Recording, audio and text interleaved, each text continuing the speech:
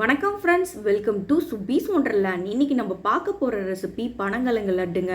இது ரொம்பவே ஹெல்த்தியான ரெசிபிங்க. குழந்தைங்கள்லாம் பனங்கிழங்கு சாப்பிட விரும்ப மாட்டாங்க. நாரெல்லாம் உரிச்சு சாப்பிட்றதுக்கு அவங்களுக்கு பிடிக்காது. சில டைம்ஸ் அவங்க பல்லில் கடிப்படுறது அவங்களுக்கு பிடிக்காமல் இருக்கலாம். அந்த மாதிரி சமயத்தில் நம்ம இந்த குழந்தைங்களுக்கு இந்த மாதிரி லட்டை செஞ்சு கொடுத்தோம்னா கண்டிப்பாக விரும்பி சாப்பிடுவாங்க. கண்டிப்பாக நீங்களும் ட்ரை பண்ணி பார்த்துட்டு உங்கள் கருத்துக்களை கமெண்ட் பாக்ஸில் தெரிவிங்க ஃப்ரெண்ட்ஸ். இந்த தருணத்தில் சப்ஸ்கிரைபர் ஆகிய உங்களுக்கும் ஃபியூச்சர் சப்ஸ்கிரைபர்களுக்கும் என்னுடைய நன்றி கலந்த வணக்கத்தை தெரிவித்துக்கொண்டு இப்போது பனங்கிழங்கு லட்டு எப்படி பண்ணலாங்கிறத பார்ப்போம். வாங்க ஃப்ரெண்ட்ஸ். செய்ய தேவையான பொருட்கள்: பனங்கிழங்கு ஒரு கட்டு எடுத்து வச்சுருக்கேன். தேங்காய் துருவி 1 கப் எடுத்து வச்சுருக்கேன். பொடிச்ச வெல்லம் இல்லை நாட்டு சர்க்கரை 1 கப் எடுத்துக்கலாம். முந்திரி பார்த்திங்கன்னா ஒரு 10லேருந்து 15 முந்திரி எடுத்து வச்சுருக்கேன். ஏலக்காய் 3 எடுத்து வச்சுருக்கேன்.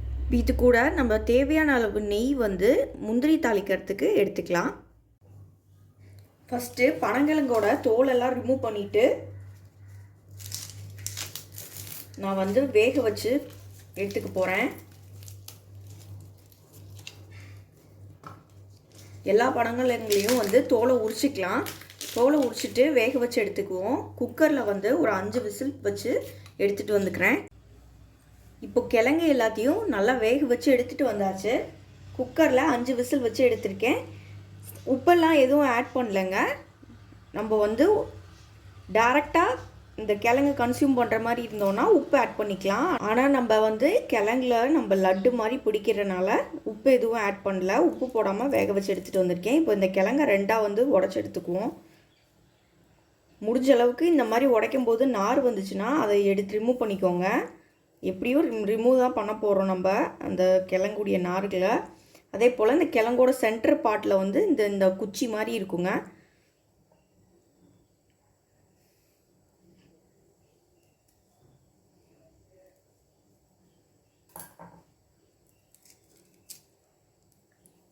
இந்த குச்சியை ரிமூவ் பண்ணி எடுத்துக்கணும். தனியாக இதை எடுத்துக்கணும். அதே போல் கிழங்கெல்லாம் இந்த நாராக உரித்து எடுத்துகிட்டு வந்துடலாம். தனியாக நாரெல்லாம் உரித்து தனியாக இந்த கிழங்கு மட்டும் எடுத்துகிட்டு வந்துக்குவோம். இப்போ முடிஞ்ச அளவுக்கு நாரெல்லாம் எடுத்துகிட்டு வந்திருக்கேங்க. இதை நம்ம துருவி எடுத்துக்கலாம்.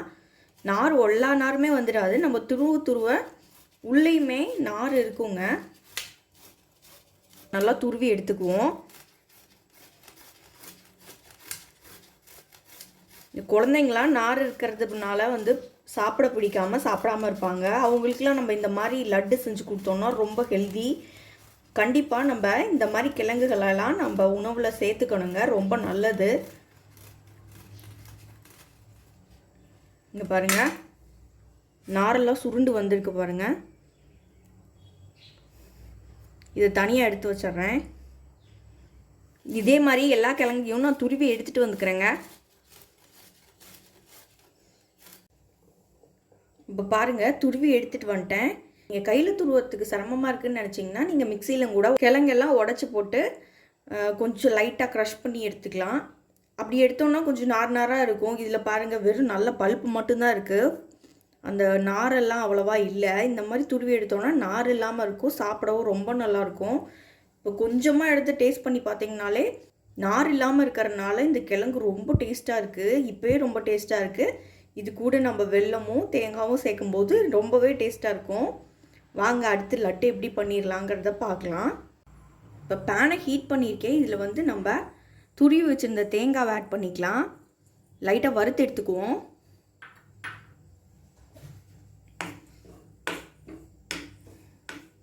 ட்ரையாக தான் வறுக்கிறேன். கொஞ்சம் செவந்து வர அளவுக்கு வறுத்து எடுத்துக்கலாம்.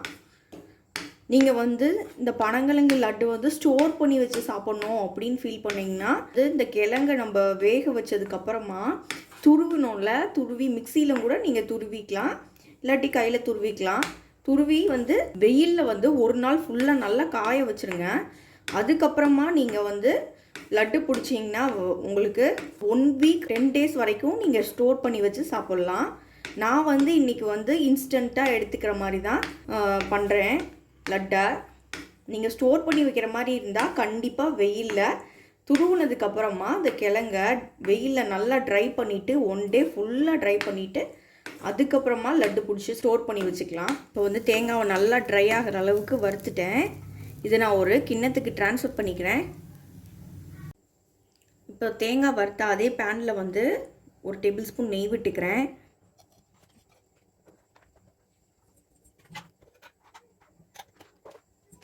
இப்போ முந்திரி ஆட் பண்ணிக்கிறேன். 1-2 முந்திரியை உடச்சி போட்டு ஆட் பண்ணிக்கலாம்.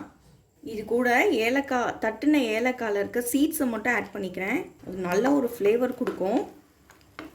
ஏலக்காய் முழுசாக போட்டோன்னா அது வாயில் நல்லா கொஞ்சம் தட்டுப்படும். அதனால சீட்ஸ் மட்டும் ஆட் பண்ணியிருக்கேன் ஃப்ளேவருக்காக. நல்லா ஃப்ரை ஆயிடுச்சு. இதை தனியாக எடுத்து வச்சுக்குவோம். இப்போ ஒரு மிக்சிங் பவுல் எடுத்திருக்கேன். இதில் வந்து நம்ம துருவி வச்சுருந்த பனங்கிழங்கை ஃபஸ்ட்டு ஆட் பண்ணிக்கிறேன்.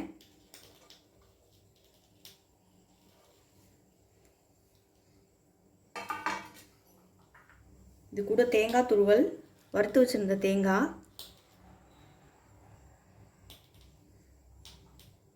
நாட்டு சர்க்கரை இல்லை வெல்லம், பொடிச்ச வெல்லம் தேவையான அளவு நீங்கள் ஆட் பண்ணிக்கோங்க.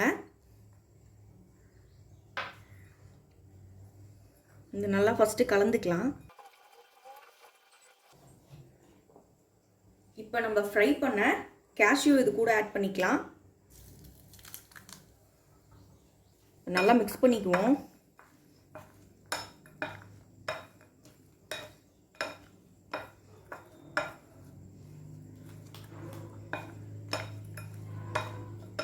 நம்ம வெல்லமும் லைட்டாக நெய்யும் இது கூட ஆட் பண்ணியிருக்கனால லட்டு பிடிக்க சூப்பராகவே வருங்க. இங்கே பாருங்கள். இப்போ லட்டாக பிடிச்சி எடுத்துக்கலாம்.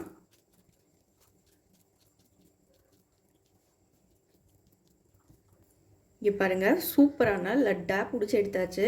அருமையான பனங்கிழங்கு லட்டு நமக்கு ரெடி ஆயிடுச்சு ஃப்ரெண்ட்ஸ். இதே மாதிரி மீதி உள்ள மாவு எல்லாத்தையும் உருண்டைகளாக பிடிச்சி எடுத்துகிட்டு வந்துக்கிறேன். இப்போ ரொம்பவே ஆரோக்கியமான அதே போல் ரொம்ப ரொம்ப டேஸ்டான பனங்கிழங்கு லட்டு ரெடி ஆயிடுச்சு ஃப்ரெண்ட்ஸ். இந்த ரெசிபி உங்களுக்கு பிடிச்சிச்சுன்னா எங்கள் சேனலை லைக் பண்ணுங்கள், ஷேர் பண்ணுங்கள், சப்ஸ்கிரைப் பண்ணுங்கள் அண்ட் உங்கள் கருத்துக்களை கமெண்ட் பண்ணுங்கள்.